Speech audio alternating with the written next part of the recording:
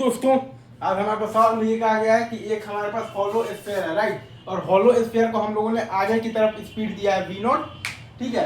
और anti clockwise sense में हम लोगों ने एंगुलर स्पीड दिया है v0/2r, right sir, is it true. और सरफेस आपका मतलब भाई तो कहते सफिशिएंटली तो रफ एनफ है। और हमें ये बताना है कि find v and omega when the pure rolling starts. हमें ये बताना है कि find v and omega when the pure rolling starts, right sir, is it true. आगे बढ़ते हैं। हॉलो स्फीयर है, ये सही है क्या? हॉलो स्फीयर है, ये सही है क्या? Is it true.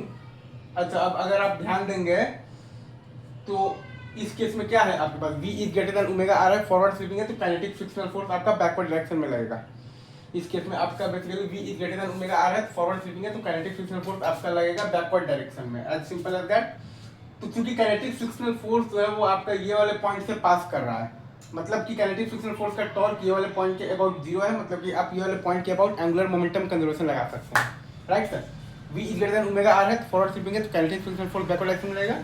और काइनेटिक फ्रिक्शनल फोर्स जो है वो आपका बेसिकली तो ये वाले पॉइंट से पास कर रहा है, मतलब कि काइनेटिक फ्रिक्शनल फोर्स का टॉर्क जो है वो आपका ये वाले पॉइंट के मतलब कि अबाउट 0 है, मतलब कि आप ये पॉइंट के अबाउट लगा सकते हैं एंगुलर मोमेंटम कंजर्वेशन। तो हम लोगों ने वही काम किया है। m v0r माइनस है हमारे पास, इसके लिए तो क्या है 2/3 mr² इंटू है हमारे पास तो v0/2r, और ये बराबर है हमारे पास। हम लोग जानते हैं कि pure rolling on the basically stationary ground में हमारे पास आता है तो v बराबर omega R. Pure rolling on the stationary ground में हमारे पास आता है v बराबर ओमेगा आर। और सिस्टम का विथ रिस्पेक्ट टू ग्राउंड बराबर होता है सिस्टम का with respect to centre of mass, और प्लस आता है हमारे पास सेंटर ऑफ मास का with respect to ground. System का विथ रिस्पेक्ट टू ग्राउंड बराबर होता है सिस्टम का with respect to centre of mass, और फिर आता है हमारे पास प्लस आता है सेंटर ऑफ मास का with respect to ground, right sir.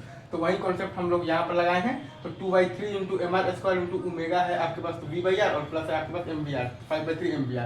तो बेसिकली तो वही यहाँ पर लिख दिए हैं। तो v of the pure rolling हमारे पास आ गया है, अगर आप ध्यान देंगे ना यहाँ पर सर, इज इट ट्रू। तो v of the pure rolling आपके पास आ गया है 2v0 बाई आपके पास आ गया है 5। तो omega of the pure rolling आपके पास आ गया है 2v0 बाई आ गया है आपके पास 5r। यहाँ से आइए आपको ये अच्छे से समझ में आ रहा होगा। अच्छा, अब अगर हमें वो टाइम निकालना है तो टाइम के लिए हम लोग क्या करेंगे, तो क्योंकि आपके पास v is greater than omega R है तो फॉरवर्ड स्वीपिंग है तो काइनेटिक फ्रिक्शनल फोर्स आपका लग रहा है बैकवर्ड डायरेक्शन में, right sir, is it true. तो वही कॉन्सेप्ट हम लोग जब यहाँ पर लगाएंगे तो हमारे पास तो क्या आ जाएगा, किसी भी टाइम पर v आ जाएगा v0 माइनस आ जाएगा μgt इज इक्वल टू, अगर आपको लिखना है ना बेसिकली ओमेगा, तो अल्फा बराबर आपके पास आता है टॉर्क बाई आई। अल्फा बराबर आपके पास आता है टॉर्क बाई आई।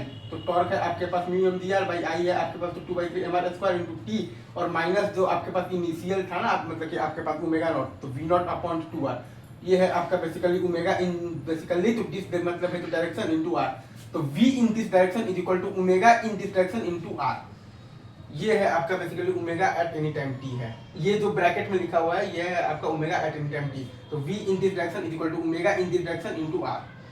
तो वहां से आपके पास टाइम आ गया है बेसिकली 3v0/5 मिली, वहां से आपके पास टाइम आ गया है 3v0/5 मिली, और फिर आपके पास क्या होगा स्टैटिक फ्रिक्शनल फोर्स 0 होगा।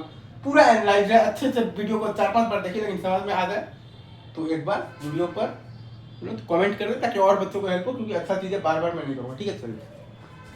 चलिए thank you very much, love you guys.